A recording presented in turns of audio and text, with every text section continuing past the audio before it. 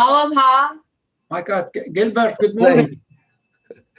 How are you? You look like one of the Israeli prophet. Just came down from the mountain with some tablet.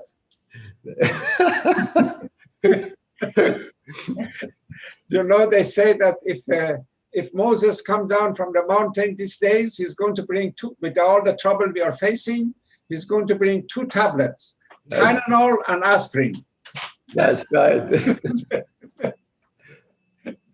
That's wonderful. So nice to see you, Gilbert. I often think about you. Everyone. Good morning. Pleasure is mine. Good morning. Laupa. Aloha pa. Laupa, dear. So it's a pleasure to be seeing everyone. Thank you for everyone's greetings. And we are this Sunday streaming on Facebook and YouTube. We are very happy from the Bahá'ís of Clearwater to invite everyone who is joining this meeting today. And it's a very important day because we're going to be doing 2. We're doing one today at 11 for the next hour and a half. We have a time slotted. And then afterward at 1:30 p.m. till 3 p.m. we'll be doing one on Tahirih. And we recommend very highly you stay for that one as well. And we will have Miss Dr. Adia to speak on that as well. So I'm going to give a short introduction. Dr. Hussein Adia was born and raised in Neriz, Iran. He is a 6th-generation Baha'i, his ancestors figuring among the first in Neriz to accept the Babi and later the Baha'i faith. For the story of Neriz, you can actually go to a book called The Dawnbreakers, available on the Baha'i Reference Library. Hussein immigrated to the United States as a young man of 17. Like many immigrants seeking a better life in America, he worked and attended college in the New York area. Hussein eventually completed a master's degree in European intellectual history and a doctorate in education from the University of Massachusetts.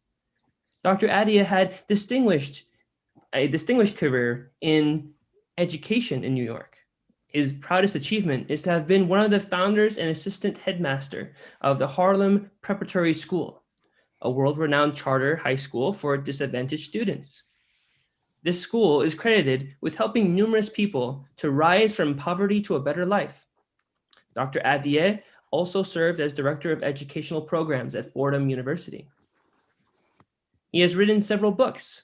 His latest book, Foreigner, From an Iranian Village to New York City, tells the story of an Iranian Baha'i immigrant to the United States in a series of moving and humorous episodes set against the backdrop of a changing Iran, the plight of the Baha'is there, the tumult in the 60s and the 70s in the US.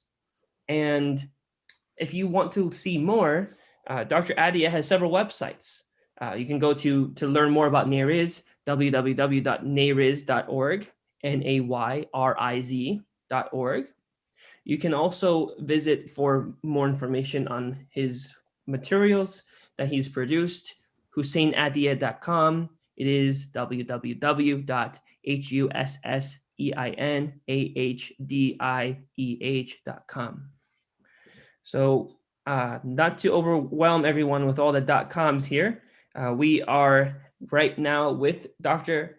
Adia, and the presentation is just about ready. We're ready to go? Yes. All right. John, the introduction. Welcome. The introduction that you made remind me of an occasion many years ago. I wonder if Gilbert remembered that also. Ruhi Khanum, the wife of Shoghi Effendi, was in New York to present a peace message to the Secretary General of United Nations. So I organized a meeting for her with the friends in a big hall. There were maybe a couple of thousand people were there. And I wanted to introduce her fully to the friends who were present. So I asked a gentleman by name Bora Kavlan, who was a member of House of Justice and happened to be in New York at that time, to help me to write the introduction. So he helped me, and I went other places, get more information. Eventually, I had 4 or 5 pages of introduction, the same way that you introduced me. So I got behind the microphone. I start to talk about her, where she was born, who was her parents, what school she went, how old she was when she married, her traveling, her services, and all that. At some point, she just got up from the chair next to me, and she came and pushed me on the side and said, "Enough, basse." So the way you were going and talking all this thing about me, that it remind me that long introduction of Ruhiya Khanum. And at the middle of your talks, I was feeling ready to tell you, that's enough, John. I'm so glad that you invited me to talk about my favorite person in the whole world, and that's Abdul Baha. I really, we're honored. If you study the life of him, since I have done that, because I wrote a book about his traveling to America, emphasizing that he stayed in New York area, you would realize what an unusual person he was. It's really, being in New York and being at the middle of action, I have met many people, the scholars, the professors, the politicians, the civil rights leaders, and this and that. So I'm familiar with the quality of the leadership and how they do it and what they do. What is amazing that in this man, Abdul Baha, you would find a combination of almost every positive quality that you can imagine a human being can possess. You can imagine the sense of humor that he had. It's unbelievable that you see it again and again. You would see his sensitivity, that when he would see a beautiful garden or flowers, he remembered his father suffering, and then he started to cry. Or when he would see a large gathering of the people who were interested to hear about Baha'i faith, even though he had the high fever and he was sick, but he would get up and give a major presentation. So these are no wonder they refer to him as a mystery of God. Really, I mean, it's very difficult. I don't think so anybody has fully studied his personality to figure out how this man possessed all this wonderful quality that we made him a perfect example that we can follow. So far, the Baha'i World Center Research Department has collected 18,000 tablets of Abdul Baha that he has written to different people, full of praising their activity, advising them, encouraging them. And imagine if in those days he had access to internet, or if he had somebody like John to help him with the Zoom and all that, then probably he would do a miraculous work at more than he did. You know that he was only 8-9 years old when, along with his father, he was exiled to Ottoman Empire, to Baghdad. And for the rest of his life, for over 55 years or 57 years, he was either in prison or he was living as an exile in Baghdad, in Istanbul, in Adrianople, and finally in Akka. So finally, 2 events took place. First, it was the Turkish Revolution. The young Turks, they rebelled against their Khalif or their emperor, and they got rid of him. And this was Sultan Abdul Hamid, a terrible person who was responsible for lots of suffering of Baha'u'llah and Abdul Baha. They got rid of him, and they established what they consider these days the new Republic of Turkey. And one of the first edict that they issued was the release of all the political prisoners. And thanks God that Abdul Baha was considered as a political prisoner. I don't know why he was referred to that. But under that condition, he and his family and other Baha'is were released from the prison, and he was allowed to travel and do whatever he wants. He had a number of goals to accomplish. One of his main goals was to finish the promise that he made to his father, to build a shrine for the Bab's graveyard and his interment. And he accomplished that in 1909, 3 years before he came to America. And this was one of his major accomplishments. And there's a whole story behind this 1909 affair that you can read about it. 3 things happened while Abdul Baha was putting the body of the Bab in that beautiful location. At the same time, in America, the delegate decided to build the Mash'ar al-Askar, the temple in Chicago. At the same time, the 18 Baha'is in Neris were martyred. And Abdul Baha said this were the sacrifice of those people for the interment of the Bab's body and also building of a temple. So a few years later, quietly and secretly, he had lots of enemy, covenant breaker, the other people who were jealous of the position. Quietly and secretly, he left Akka and Haifa. He went to Egypt, and I think in sometime in late March or early April of 1912, he began his major journey toward America. American Baha'is were going to for pilgrims starting around 1898, and there was a number of other groups who followed. Then 1898 is a significant year because that was the year, the first time that Phoebe Hearst, we're going to see her picture later, along with Khairullah, along with a number of other Baha'is, they went for their visit to Akka.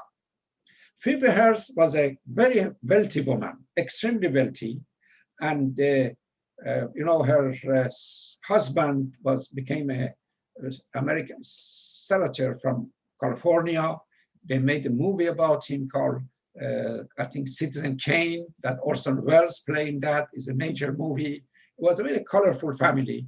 And later on, I guess those who are on top or news junkie like me, they remember that Patty Hearst, her great-granddaughter, was kidnapped by the group of revolutionaries in this country, and she was brainwashed, and she was in jail for a while, and eventually President Reagan pardoned her, and she was freed. So this is the story of Hearst family. Unfortunately, Phoebe Hearst was disillusioned after a while with some of the Baha'is, and she left the faith. But she did her service, a great deal of service she rendered. One of the people who were in this gathering or group who went to visit Abdul Baha was a fellow named Khairullah. Khairullah was quite a mix-up character. He was a great Baha'i teacher. He successfully brought thousands of people to the Baha'i faith. But at the same time, he had this terrible ego, and he really wanted to claim some leadership of Baha'i community and Baha'i faith.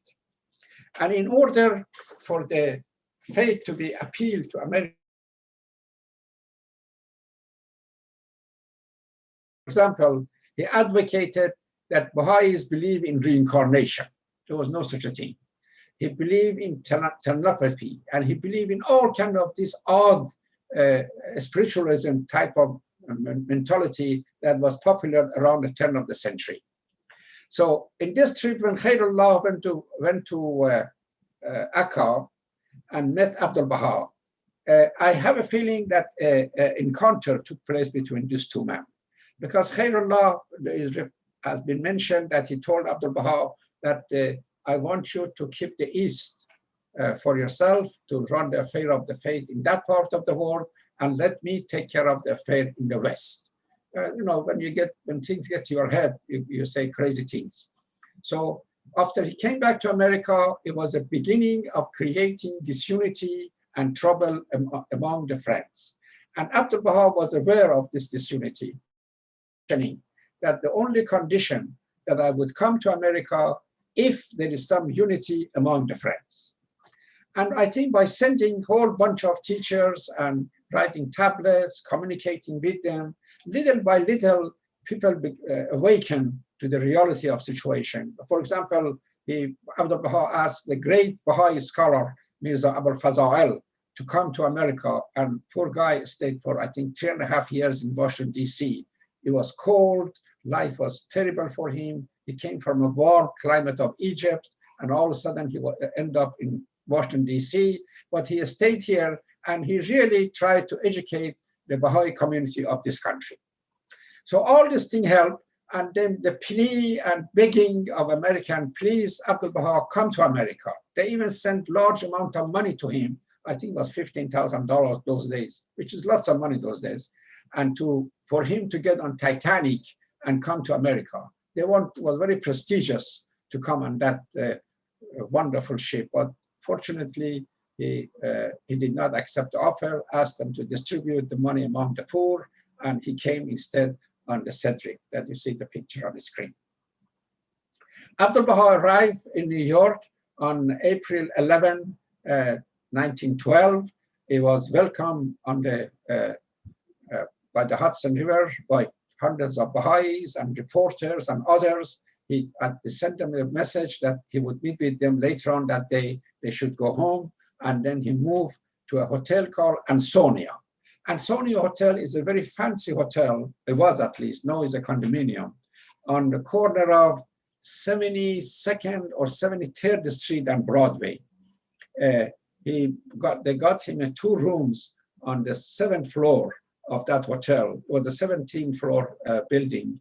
And he stayed there for a while, but then the management of the hotel started to complain that there are too many odd people are coming to visit him. Most likely they were referring to Black people and Persian.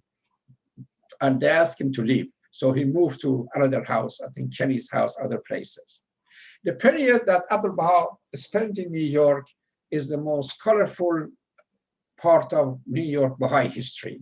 And it's quite delightful to see how many meetings he attended, how many gatherings he went.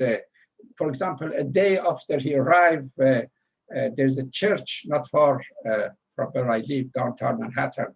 It's called Church of Ascension. It's on the corner of 5th Avenue and I think 10th or 11th Street. 10th. What?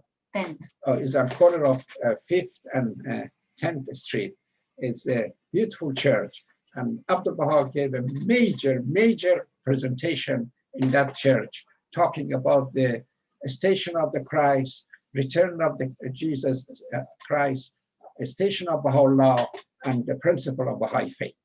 And this meeting actually was arranged by an interesting woman by the name Juliet Thompson. Juliet Thompson is one of the other people I love.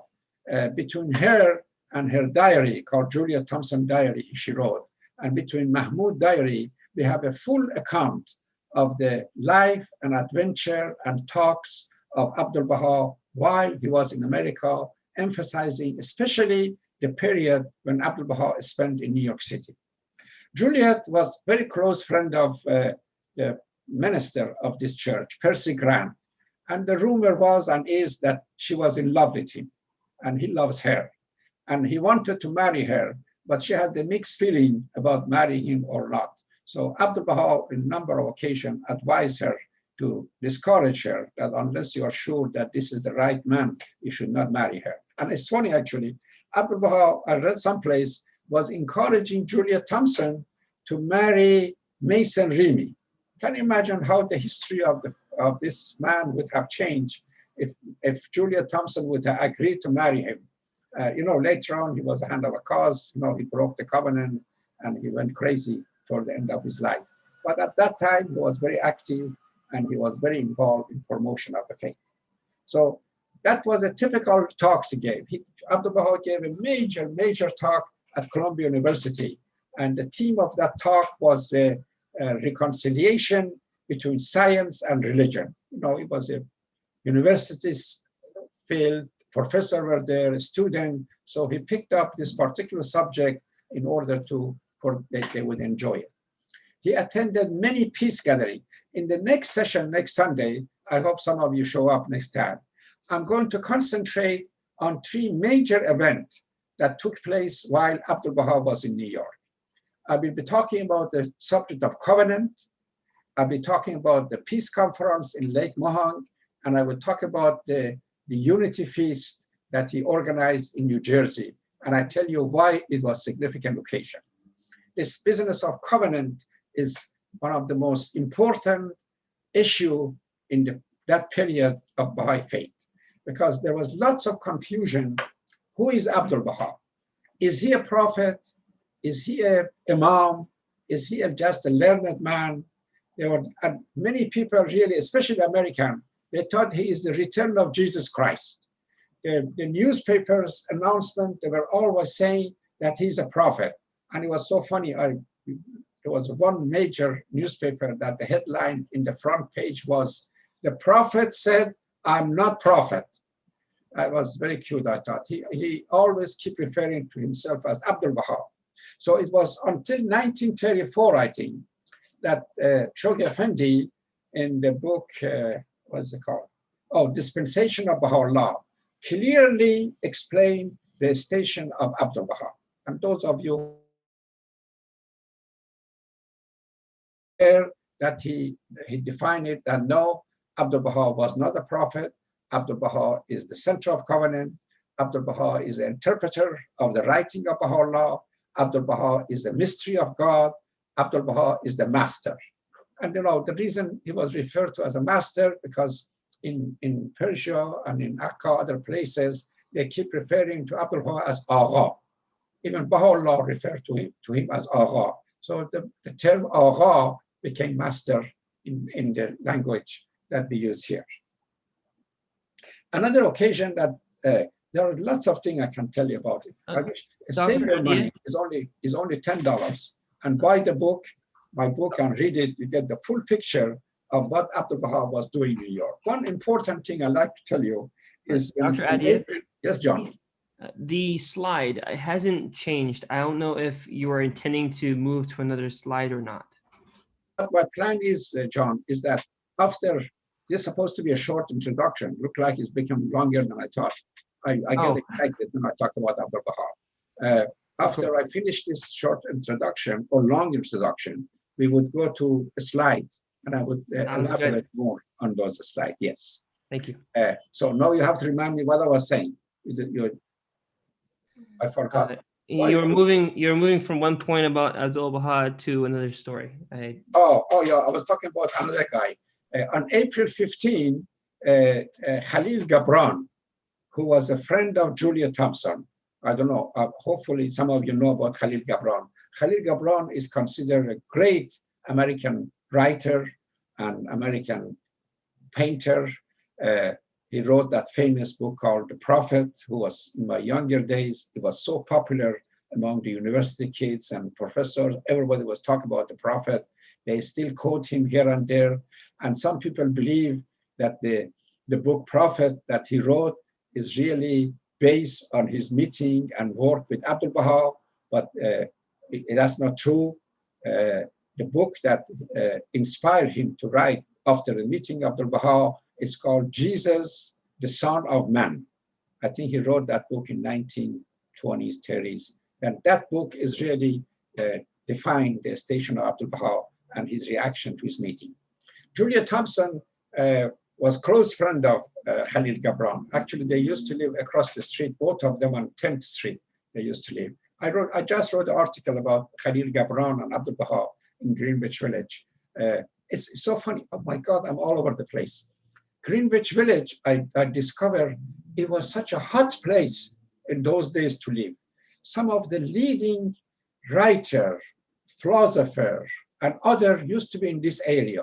Mark Twain, Trotsky, Alger Poe, Mrs. Roosevelt, Teddy Roosevelt, Tom Edison. Who else? Tatiana, can you think of anybody else?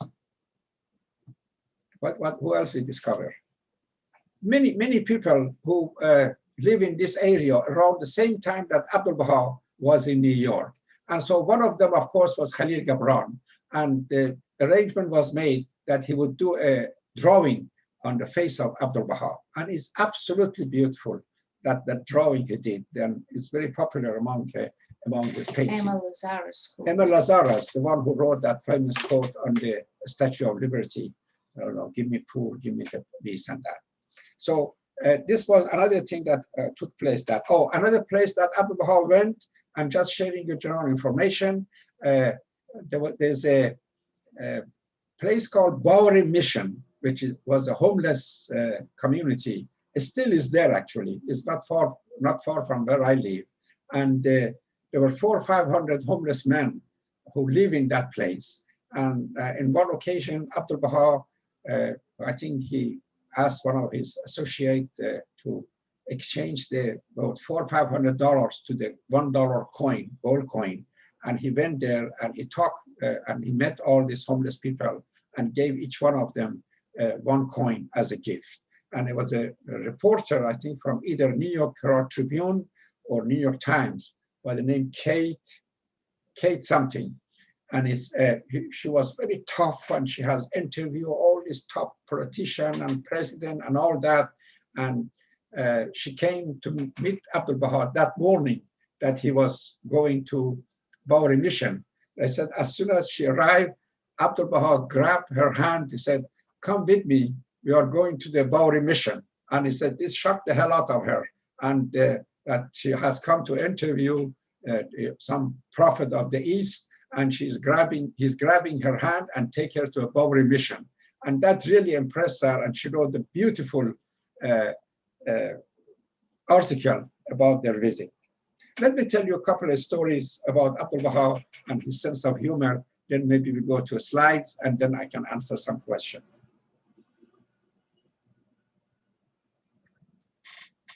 There's a city in Iran called Yazd. That the Yazd has a large Babi and Baha'i community, and they are most wonderful people who came from that place. So one of these people, Baha'i, who was there, went for a program and went for a visit to Haifa. And when he was meeting with Abdul Baha, he said, "Master, I do anything you ask me for the faith, but I don't want to become martyr. I just don't want to die." So they said, Abdul Baha smiled and he said, "Okay, you won't be a martyr." He was so happy to hear that from Abdul Baha. So he went back to Yazd. A year passed by. And one day when he was in the market, all of a sudden somebody recognized him as a Baha'i. That's how they used to do it. Babi, Babi, Babi. And they start to chase them and capture them and kill them. Hundreds of Baha'is were killed in Yazd like that. So they call him Babi, Babi, and he start to run. And these crazy people start to chase him. As they were chasing him, he ran out of the city limit.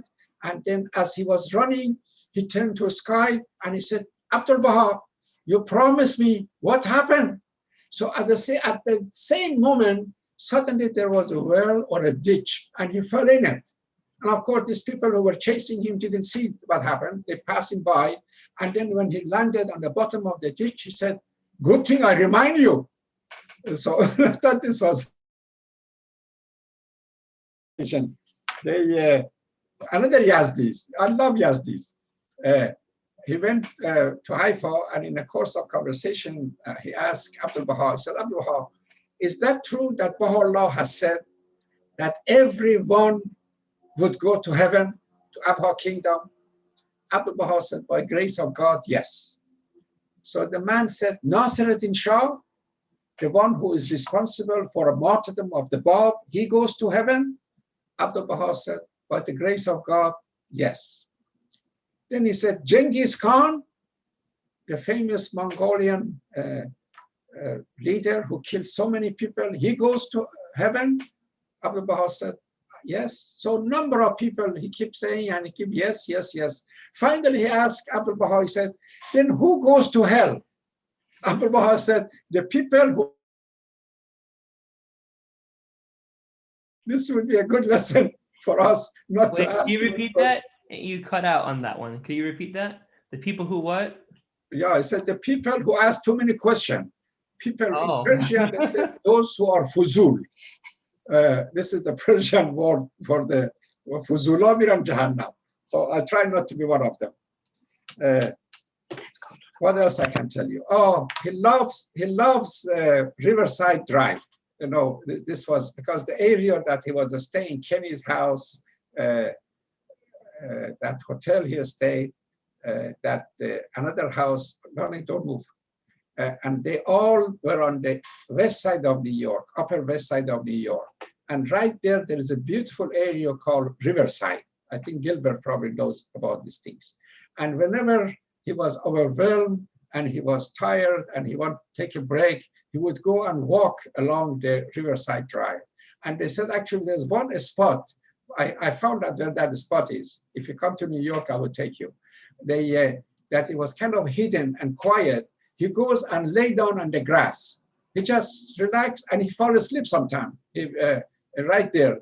This was his hiding place and relaxing place. It was one day he was very sick and he asked another Baha'i by the name Hooper Harris to go and give a talk on his behalf.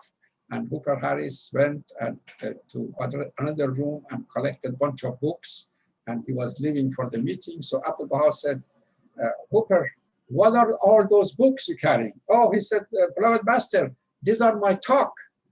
He said, Hooper, how do you know what you're going to say without seeing your audience? See, Abdul Baha was very spontaneous. He would go there and fill the room and fill the people, and based on that make the presentation. And the idea that you're going to find your talk in the books was a little unusual for him. Oh, with this Hooper Harris, I'll tell you another story, cute one. Hooper Harris was a great New York Baha'i, and for many years he was pioneering and travel teaching in India for maybe 4 or 5 years. So eventually he decided to come back to America. In his way coming back, he stopped in Haifa to visit the master. And then second day that he was there, Abdul Baha told him that when you return to India, we want to do this, do that. And so he was so upset. Oh my God, I have to go back to India. I had enough curry. I have enough hot dishes. He really missed his family and he wanted to come to America. But anyway, you obeyed Abdul Baha. Well, why not? So a week or two passed by, and toward the end of his stay in Haifa, Abdul Baha told him, when you go to America, we want you to do this and do that. He was quite surprised, but he said, but beloved master, I thought I was going to India. He said, yeah, so did Columbus. He thought he was going to India. So he ended up in America. So that's your story. Okay, why don't I have a lot more to tell you about, but maybe things I would remember, and as we show the pictures and we go. And I start from here. Oh, this is a wonderful picture of some of these people are the one who went for the first time to visit Abdul Baha in Haifa. These are the mostly New York Baha'is. And you notice that as we go along, you see this picture, you see how many women were involved in promotion and activity of Baha'i faith. This man was a son of the great Warqa who died, who was martyr, and he was the father of the last Mr. Warqa, who was the trustee of Baha'u'llah, and some of you may have met him in this country. He was one of the translators for Abdul Baha. Oh, Abdul Baha had the 3-4 assistants with him. They came here. One was him, the other one was Dr. Farid, Mr. Haddad, Ahmad Sohrab, I don't like him either. Ahmad Sohrab, he broke the covenant, and a couple of other people who did lots of translation while he was here. Ali Kuli Khan. Who? Ali Kuli Khan. Ali Kuli Khan Ali Kuli Khan, by the way, was a wonderful, we may have his picture to show. Ali Kuli Khan was a Persian charge d'affaires in Washington, and he was a great help for Abdul Baha to meet many of leaders of this country. President Roosevelt met him, Admiral Perry met him through Ali Kuli Khan, who else, and a whole bunch, and Tom Edison and others. These are one of them is, I think on the left is the one who wrote the famous diary, Mirza Mahmud diary, which has been translated to the English. The guy who is sitting, I think, is the Hooper Harris, the one I just told you a story that he spent many years in India. I don't know much about the other guy, Mr. Uber. And then the other one was a Baha'i scholar, so Abdul Baha sent to America to teach the American Baha'i faith. This is the Hotel Ansonia, the one that Abdul Baha stayed. It's a beautiful hotel. And it's so funny that when I came to America many years ago, I was very poor. I was desperate. I didn't know the language.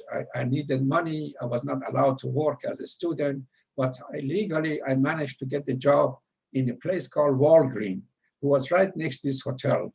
And I was a counter boy.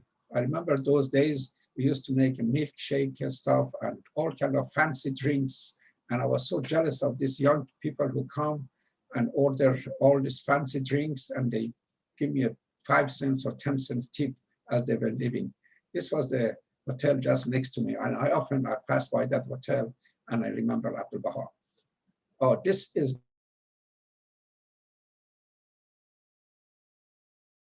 she was a writer. She painted the wife of Mrs. Calvin Coolidge, the President of the United States. Her painting is in the White House. She was originally from Washington, D.C. She went to Paris to study art at Sorbonne. It was at that place that she met May Maxwell and she met Thomas Breakwell and she met this wonderful early Baha'is in Europe. And for the rest of her life, she was a quite dedicated servant of Baha'u'llah. And something very, for many years also, she served in New York Spiritual Assembly, Juliet Thompson. Something very interesting happened. She died in 1956.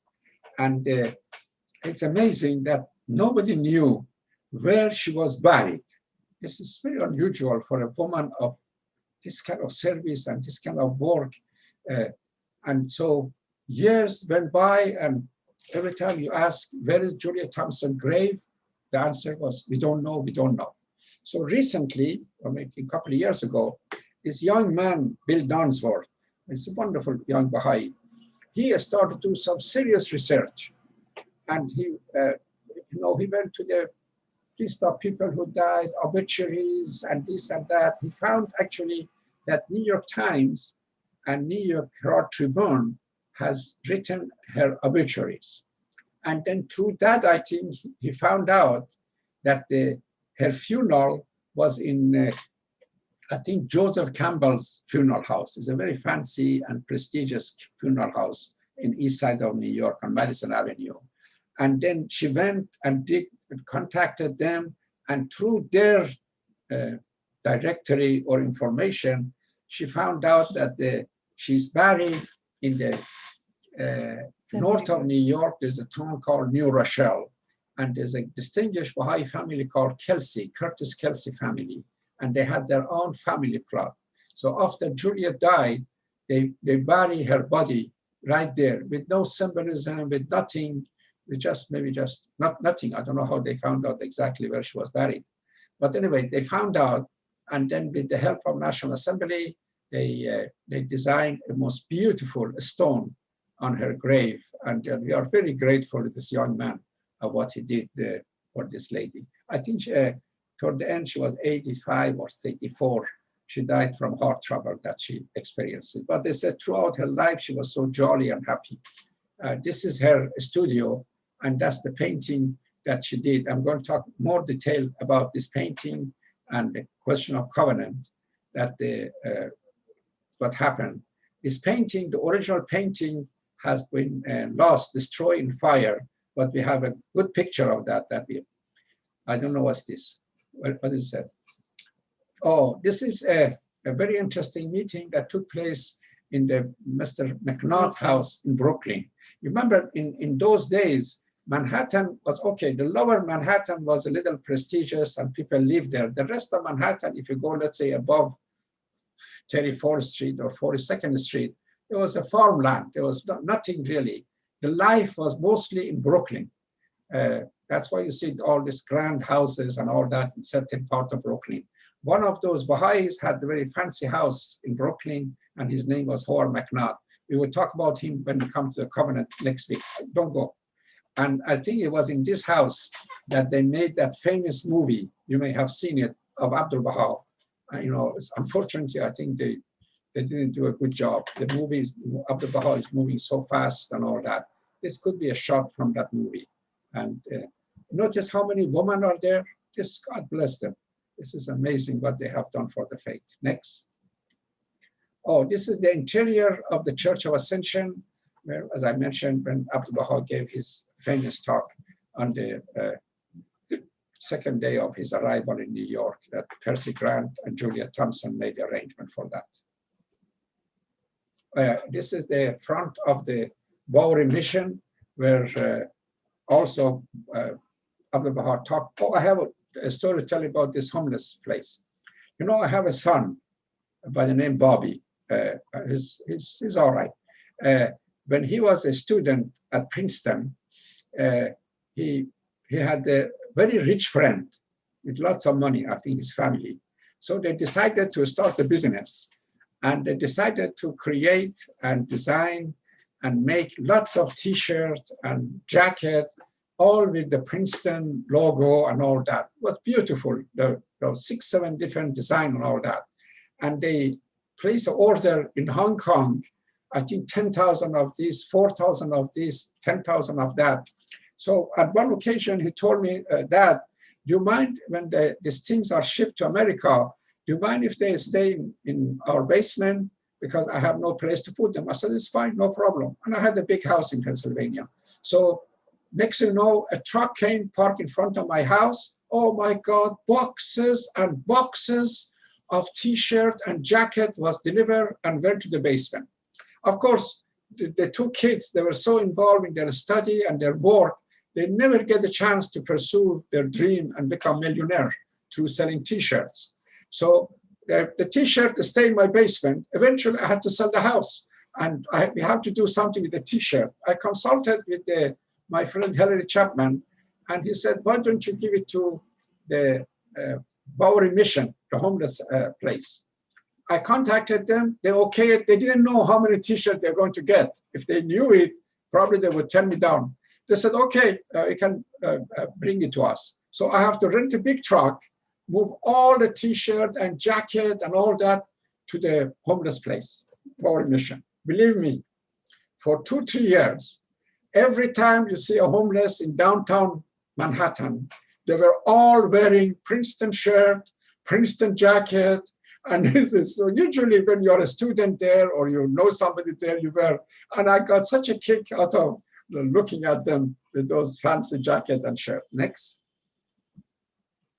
Oh, this is the famous, the Morgan Library, and Abdul Baha visited and wrote very nice quote. Is it J.P. Morgan or P.J.? J.P. Morgan? Yeah. J.P. Morgan was a very, very healthy industrialist. Made his money, I think, mostly out of steel and all that. Between him and under Carnegie, they really, and Rockefeller family, these were the great industrialists who built America toward the beginning of the century. And Abdul Baha blessed him because he was a generous and he was philanthropist and all that. This is the drawing. I think in this picture you don't see the full beauty of the painting of Khalil Gibran and what he did. He did a great job, and this is a very famous painting of Abdul Baha. It really shows this is when Abdul Baha used to go by the Riverside Drive and walk and then get rest. I like this picture. The Persian Empire and the Ottoman Empire were the two that exiled Abdul Baha's father. They put them in prison, and they did their best to destroy the Baha'i faith. Now you see that Abdul Baha come here, and Persian consul general in America as arranging a fancy luncheon.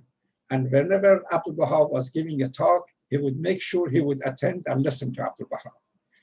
I think I have also some picture of Abdul Baha with the consul general of a Turkish government.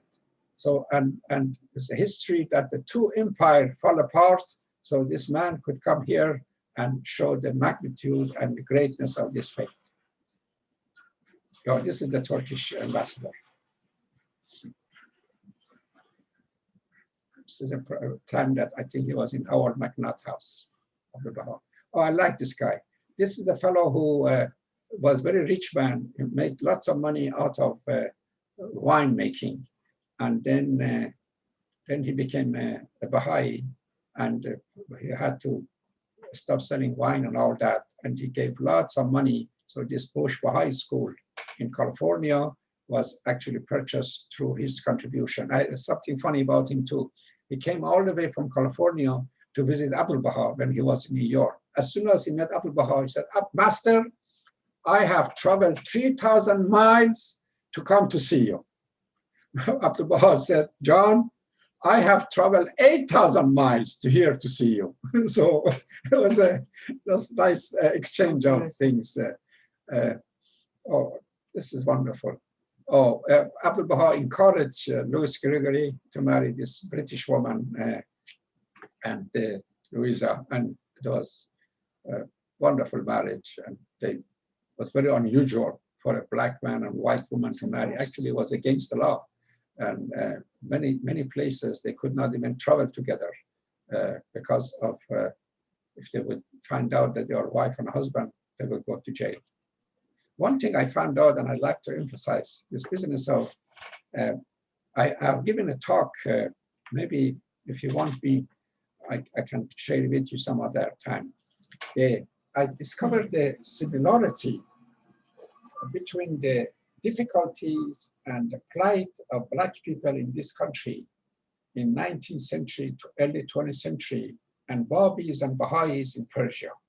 I have come from a small village, and I remember how much I was suffering and my fellow Baha'ís were suffering in the hands of majority Muslim community.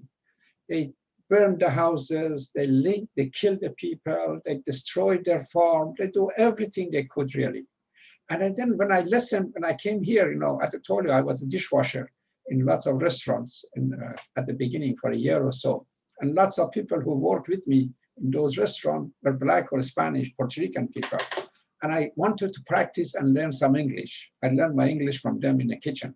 So when they would tell me the story of their great-grandfathers and the Ku Klux Klan, how they come to their hometown, how they surrounded the house, how they burned the cross on their lawn, how they dragged them out of the house, hanged them by the tree. I said, my God, this is exactly what they were doing to my people in my village and to other villages in Iran. So this looked like this the plight of the suppression and oppression of Black people in this country was very similar to what we went through. And therefore, I beg you, try to be more sympathetic and more understanding of the difficulties that minority goes through. The difficulty, especially with the Black community, I discovered, I helped to open a school for Black kids to go to college called Harlem Prep. And I'm quite familiar with the subject. The trouble with the Black community in this country and prejudice against them is because of the color of their skin, it's so obvious to recognize them, and if you have prejudice, to discriminate against them. I, as a Baha'i, for example, if I would leave my village and go to a big town, Tehran, because I was looking like the rest of the people, and if I would not open my mouth and tell people I'm a Baha'i, they would leave me alone. I do my business, I live my life and all that. But imagine a Black person cannot do this. If you have certain pre-conditioned state of mind, the moment you see them, they walk in the store, they walk in the restaurant, right away, your worst feeling in your heart which comes out. So we got to get rid of this type of thing we have. This is the woman that I mentioned was very rich, Phoebe Hearst, and her husband and her son, others, they became a publisher of the great Hearst publishing house, which I think they still exist and in the media area. Next. These are some of the early Baha'is.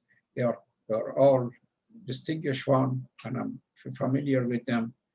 Could you read their name? I cannot see it from here. Tatiana? Dutch, Anton Haddad, Mirza Rafi, Easy. Arthur Dutch, Slowly.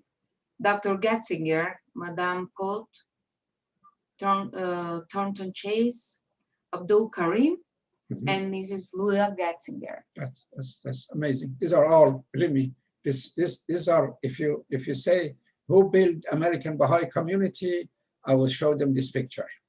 Is there anybody who, these are the who is who in America at that time. Next.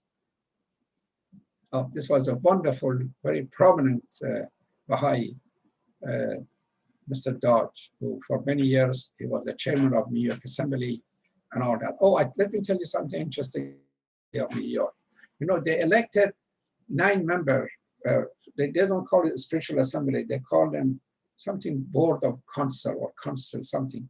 And then the couple of people who were very prominent, I think one was Howard McNutt, was not elected to assembly. And they were very upset and they this and that. So Abdul Baha heard about that. So he said, why don't you increase the number of assembly members to 27? So for a while, they increased it to 27. So a whole bunch of other people who were not happy for not being elected, they got elected. So that's one way of solving a problem.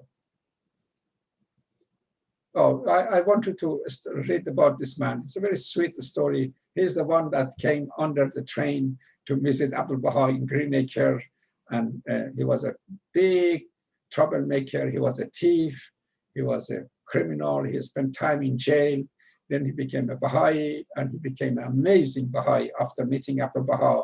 And he became so honest and so straight that during Second World War, when things were so difficult, communication between America and Haifa, whenever the American community wanted to send some contribution to Haifa, they used this man as the one who carried there. A former thief, now is a trustee of the treasure of American Baha'i community. Next.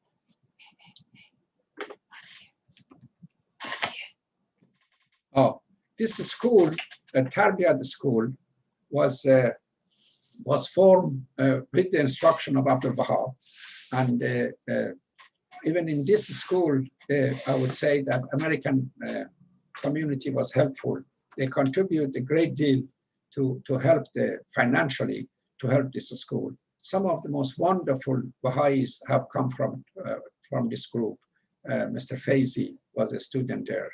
My good friend, Professor Yarshater, was a student there, and a whole bunch of other people that we can trace their background to Tarbiyat school. And the show. That's wonderful. Okay, that takes care of our PowerPoint presentation and the picture. I go, look at all these beautiful faces. I love you all. Tell me, if you have any question or anything, I'd be more than glad to answer. So a point of clarification, you brought up, there was a slide about Morgan. This wasn't JP Morgan, this was someone else? No, this was the famous JP Morgan, the great industrialist. And JP Morgan never met Abdul Baha. No, but Abdul Baha went to his house, and his library is on the east side of Manhattan, I think along Madison Avenue. Abdul Baha went there with a few of his associates. And I think in the book, they wrote a short prayer for him, which is interesting. Yes. Okay. That was not bad. It's only less than an hour to finish. So I can take a break and go for lunch. Yes, absolutely, absolutely. But if there are questions, though, I'm glad to answer. There's no problem. Okay, good. So the first question I see, there's two. So they're both about Mrs. Phoebe Hearst. Or did Patty? So is there Patty Hearst? Joan Chisena asked, did Patty Hearst ever become a Baha'i? If that is not Phoebe. Patty Hearst she became a terrorist, not a Baha'i. What happened is that I think most of you are too young to remember. There was a period that there was lots of trouble in America, and there was a group, I think, called Weather Underground, who was a revolutionary group, and they were bombing places, they killing the policeman. It was quite a radical group. And one occasion, I think they kidnapped Patty Hearst. I think it was either granddaughter or great-granddaughter of Phoebe Hearst. And they kept her for a while, and it seems they brainwash her. You know, it's very easy to brainwash when you capture somebody. And after a while, I think she joined the group. And then on some occasion, she even went and dropped the bank for them and this and that. So finally, she was arrested. She went to jail. And basically, everybody knew that the poor girl has been brainwashed. So I think they appealed to President Reagan. And in some occasion, he pardoned her. This is Patty Hearst. The one which is interesting is her husband, I think. Is it her husband or her son? Her husband became a US senator. He was quite a clever and very dynamic senator from California. And I suggest you see the movie, The Citizen Kane, which Orson Welles played in that. And so that would be good. Next, John. Yes, so the next question is from Miss Regina Colston, and she was asking, why did Phoebe Hearst leave the Baha'i faith? I think my gut feeling is that some of the Baha'is, especially Khairullah and Sohrab, which both of them were big troublemaker, they were trying to take advantage of her wealth, and she began to resent what they were doing, and so she left. She did a wonderful work, and she helped a bunch of Baha'is who were living in France to really establish a center for them, and paid travel teachers, and she paid for a whole bunch of them to go to Haifa to visit Abdul Baha and all that. So one more word on that is around the end of her life, actually, she had the turn of heart, and she had expressed her positiveness towards the faith. She was in love with Abdul Baha all her life. And if you read The Lightning of the Western Skies, I think the book describes further Phoebe Hearst at her to the faith. The last part cut off. Yeah, the last part cut off. If you're interested in Phoebe Hearst last year's The Lightning of the Western Skies, a book which contained more information about that, and it shows that towards her end, she actually came back spiritually to her faith. And she was in love with Abdul Baha all her life. Thank you, Tatiana. Thank you very much. So there is a question from Stephen Collins. He asks, can you tell the story of Abdul Baha riding a car and calling out about what Baha'u'llah has done? I understand this happened in New York, he says. There are a couple of occasions that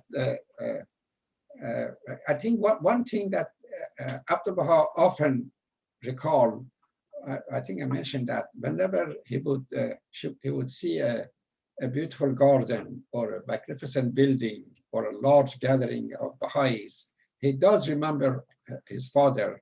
And I think the expression he would always use, "Oh Baha'u'llah, what have you done? Oh Baha'u'llah, increase my astonishment." So this was an expression that he was often used, I think, while even he was in New York. And then is another occasion that I remember when he was going to Lake Mohang to make his major presentation on the subject of the peace in the peace conference. They said it was a cute scene. They took a train from New York. They went to a station called New Paltz, which is about 2 hours ride from New York City. And then there was a carriage waiting for them to take them to the site of the conference, Lake Mohang site. And they said it was him, it was Juliet Thompson, Lua Gitzinger, and Mr. Mills. And they were so happy, and it's such a beautiful place, area. I suggest that if you come to New York area, go and visit that place. And they were enjoying themselves, and they were singing. Abdul Baha was singing in Persian songs, and Juliet was singing an English song, and they were so happy and jolly. And of course, they keep thanking Baha'u'llah and his blessing and what they have done for us. And the car exists still. Oh, and by the way, the car that Abdul Baha was using while he was in New York is kept in a site in New Jersey. There was another wonderful Baha'i called Roy Wilhelm, who had a fancy house and all that. And that particular car that Abdul Baha was using those days that he was in New York is in the garage. And once a year, when Baha'is get together for souvenir Abdul Baha, last Saturday of the June, they open the garage and we can see the car that he was riding. That's very Sorry, beautiful. Mr. Tahti. Sorry, John. This is last year. It was in Holy Land pilgrimage. They have another car in the garage for pilgrimage. It's not belong to Abdul Baha. It's not the same one. No. That was a fancy, that the car that you saw in Haifa was much fancier and beautiful, actually. I love that car. I wish I could have it. But the car in New York is very old-fashioned. Is Little big the one from the movie. It's similar to the movie. That's right. Is one of those early, I think, was it Ford or somebody who was making car like that. All right. So there's a question from Alex Boyson, and his question is, what made you title your autobiographical work Foreigner as such? What made you feel foreign, if anything, in the light of the Baha'i view that all men are brothers? About your coming to America and your moving to or living in New York? No, what the thrust of the book that I wrote was really the plight of the Baha'is in Persia, especially those from the small villages, that even though they are in their own country, but they are treated really as foreigners. You know, they nobody associate with them, avoid them, they harass them, and all that. Lots of these poor Baha'is, eventually they could not take all that pressure and all that problem. And a good number of them, like my own family, they moved from the village to bigger cities. And then the life was slightly more pleasant and bearable. But then after 1979 revolution, even that came to an end. And majority of them, not majority, a good number of them were forced to even leave the country. So a person like me who came to America, even though I came earlier, again, I come to America and I was treated and I was being a foreigner. One blessing I had after being a Baha'i and coming to America after a while, at least I had some kind of a feeling of community of the Baha'is. But even that was not that strong to really make me comfortable, because not knowing the language, not having the money, missing the family, and all different problems I had. So the autobiography called Foreigner, and is from a small village of Iran to New York, is really a story of me, people who have gone through this journey of leaving everything behind and burn the bridges behind them and coming to a state or coming to Canada, Europe, or Australia, or other places. And one good thing came out of this, actually.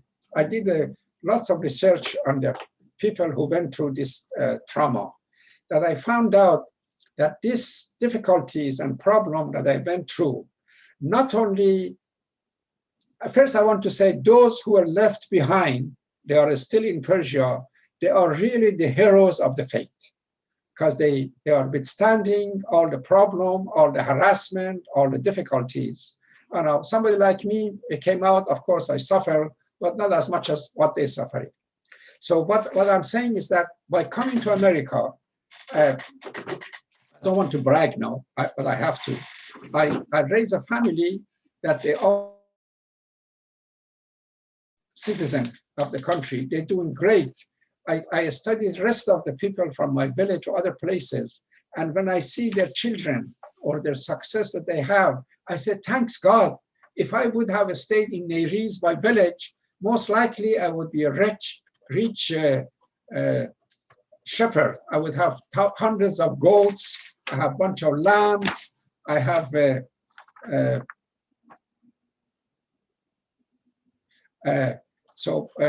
Tatiana just left a note for me. It's very interesting. He said, don't forget to mention that Baha'i faith really has become your home, which is true.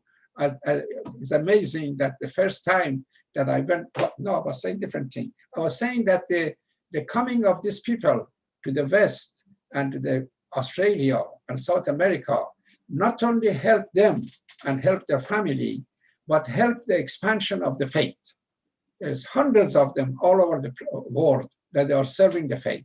So in my case, for example, again, going back to the book Foreigner, is the moment I met the Baha'is in New York, it's amazing that I felt like I knew them all my life. There was a guy by the name Roy King. He was a sweetheart. Francis, Viola Wood. These are really became my brother and sisters for the rest of my life and the time I spent in New York. So being a foreigner in outside world, at least when I come to the Baha'i community, I didn't have that feeling. Thank you for asking that question. Save your money and buy that book. Yes. So, what else? Yeah, there are several other questions. So there was a question about what do you think the conception of your belonging is today, as a follow-up from Alex to that question? I'm sorry, John, I'm missing the point. As a follow-up to your response, he asked the other question of what is your conception of belonging today? I think really, I feel like the Baha'i faith is my home. Right now, I'm sitting here and talking to you. I really, really, honestly, I feel some positive and good feeling toward each one of you. And I have a little feeling that you may have the same thing toward me. And it's amazing, it may be unspoken word, but when I go to I travel a lot, at least until recently, before this corona came to the picture. And I often go to the Baha'i meetings. I walk in the feast or I walk in the Baha'i gathering, even though I don't know anybody, but still I feel comfortable. I feel that I'm at home. I'm not foreigner anymore. So this is my feeling right now. And of course, I want to tell you also that American people are wonderful people, really. This is amazing that with all some of their shortcomings that shows in this election, that they are basically decent human beings. And I really appreciate the way they are. Well, thank you very much for those positive statements. So we are to another question from Regina. Regina Colston asks, what do you think is the biggest challenge for Baha'is in the Baha'i? What do you think the biggest challenge is for Baha'is in the United States? What do you think? I'm Abdul Baha.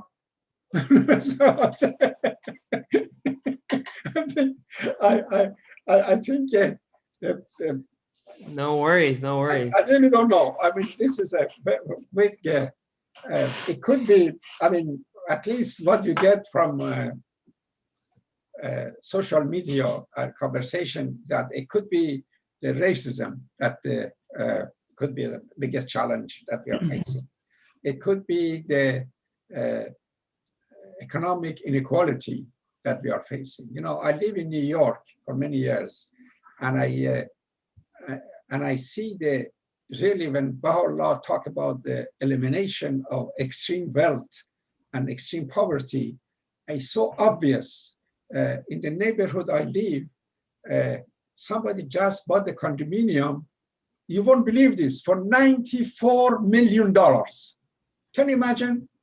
It's a whole floor of this high-rise building that you can see the north and the east and the west and the south and all that. I don't know, 6 bathroom, 10 bedroom, or whatever it is.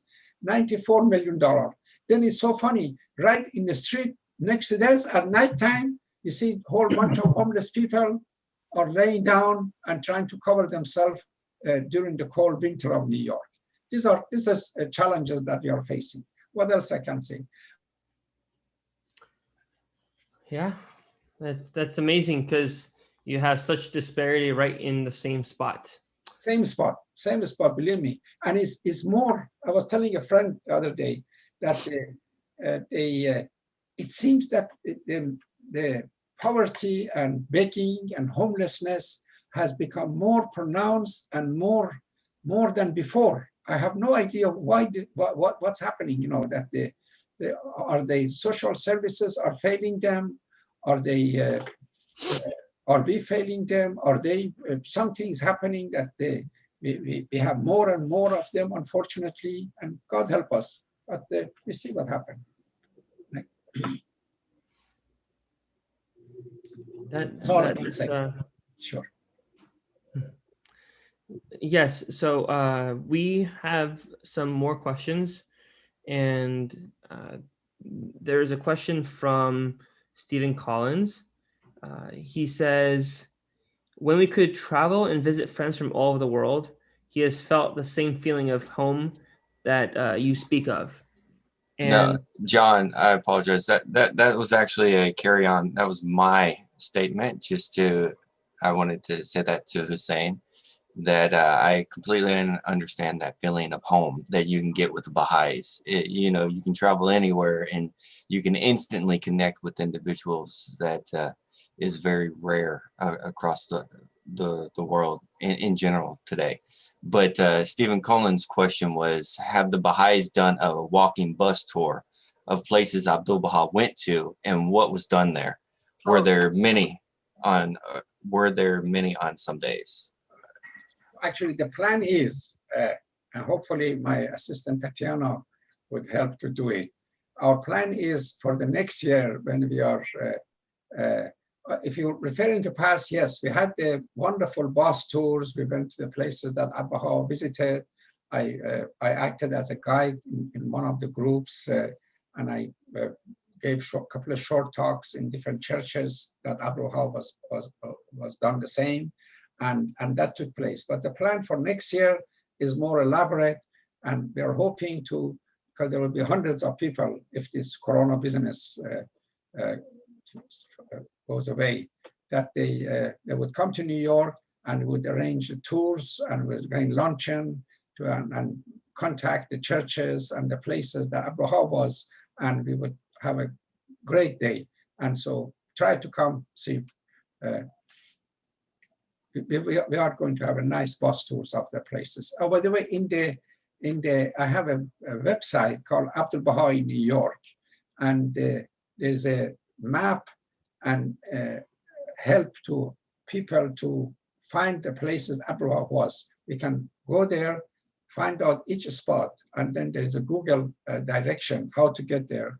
And I think we even had the section, I don't think it's working lately, we call it a virtual tour, that if you could not go to those spots yourself, there was some wonderful Baha'i lady, Christina, who was describing the location and what took place and what Abdul Baha said. And that's all part of this Abdul Baha in New York website. John, are there any more questions? I think we've run out of those questions. So I think we're so we have one more story I will ask Hussein to say in terms of this idea how Baha'i is everywhere in the world, where you enter Baha'i gathering, you feel like you're home. Hussein have a short story to tell with the guy who asked you of the magical, what is this magical word? Okay. And that's how we're gonna end the you talk. see, when you live a long life like me, you have lots of story to say. So this is another one. You know, I was helping in my younger days to open a school called Harlem Prep, which was a Baha'i-inspired school. It was very successful, became internationally known. It's a long story about that. Maybe I can talk about that some other occasion. Called Harlem Prep, all the newspaper, TVs, radio covered that. Millions of dollars was given to a school by foundation, corporation, and all that. So anyway, after 10 years of operation, the school, we could not raise the kind of money we needed because the school became so big. We had 700 students, more than 100 faculty members, and we need millions to continue. And most this foundation and corporation would not like to continue giving money. They want to give some seed money and they want to move out. So the faculty decided that, okay, the choice is either to close the school or to become part of Board of Education. I wanted to leave because I didn't want to become part of Board of Ed. But then these poor people, the teacher, they needed a job. So it was my obligation to negotiate with the Board of Ed and try to come to some terms how this faculty and how this school would function in future. My counterpart in the Board of Ed was the head of the high school division of the city of New York, very distinguished black man, Jim Buffman. Doc Buffman was his name. Oh, he handled hundreds of high school, thousands of students and all that. He was an extremely wonderful guy. So for a couple of months, we were meeting every week to talk and negotiate different aspects of our contract. And we were very serious, Dr. Adier, Dr. Adier, Dr. Buffman, Dr. Buffman. So this was how we referred to each other.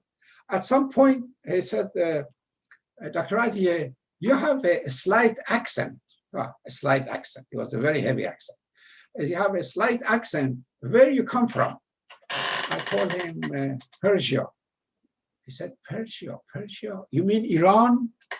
I said, but I'd rather say Persia.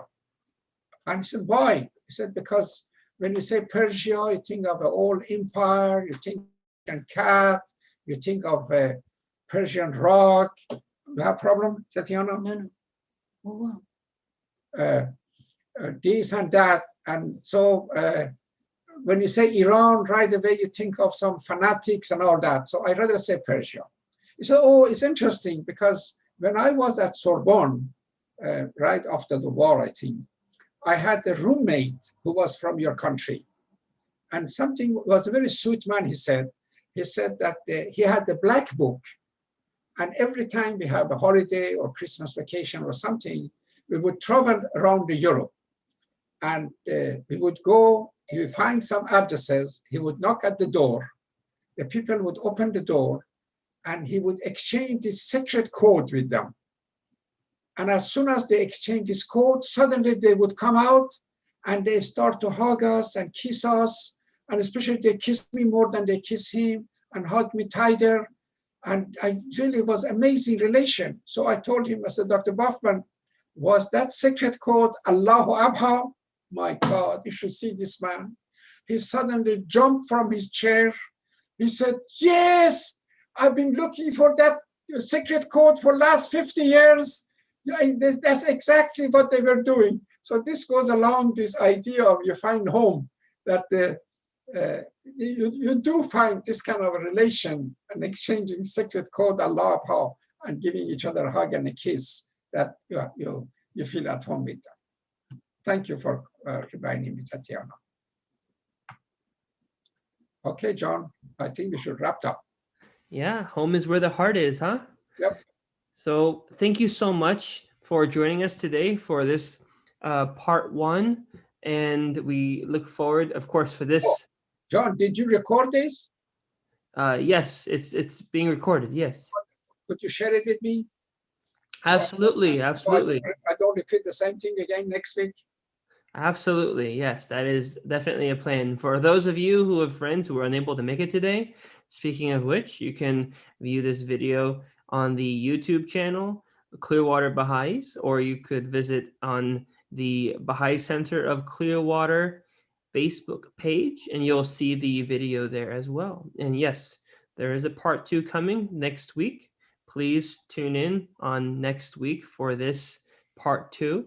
However, I don't want anyone to forget, in about an hour and a half from now, while we have this lunch break in the middle, we will be resuming with Dr. Adier on another subject, a very beautiful subject about Tahireh.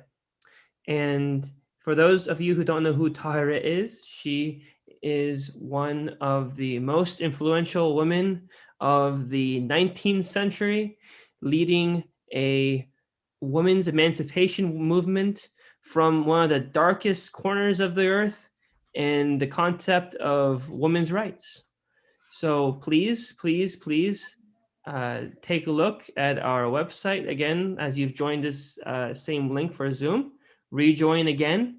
1:30. We'll have this Zoom link active. Dr. Adia, if you have any final words, we're going to close out. No, I want to thank you again for listening and love all of you. All right. See you in an hour. See you soon. Bye, everyone. Bye.